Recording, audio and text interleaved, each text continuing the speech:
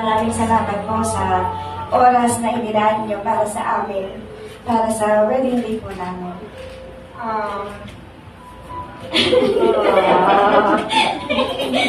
Nanay, mahal na mahal ko po kayo. Sisikapin ko po maging mabuting asawa tulad ng ginawa ninyo kay tatay. Hindi ko lang mapangako kung gaano, pero sobrang po yun. Alam po nila ninong yun sa tsaka nila ninong mayor yun.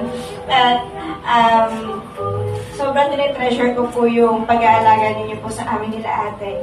At kung gusto ko maging isang magulang, katulad nyo din po. Kaya maraming salamat po sa pagpapakilala sa amin sa Diyos na kahit anong mangyari, doon kayo bumabalik. Siya yung una niyong pinapasalamatan, siya rin yung una niyong nilalapitan sa kahit anong nangyayari sa buhay natin. Kaya maraming salamat po. Kay Loli, Ama, salamat po sa pag-release kay Jesser. Kung hindi po dahil sa inyo, hindi ko rin siya makikilala. Salamat din po sa pagtanggap niyo sa akin, sa maliit na panahon. Naramdaman ko po yung pagmamahal niyo, yung buong pamilya po ni Jesser na pagpasok ko doon.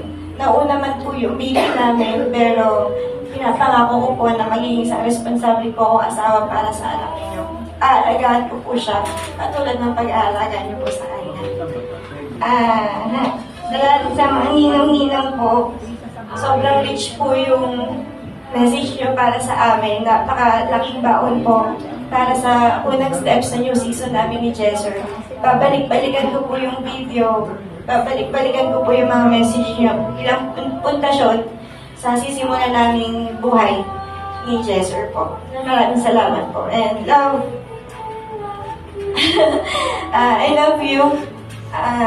Susubukan kong gampanan, hindi pa susubukan, pero gagampanan ko ang tungkulin bilang isang may asawa. Respetuhin kita sa desisyon mo.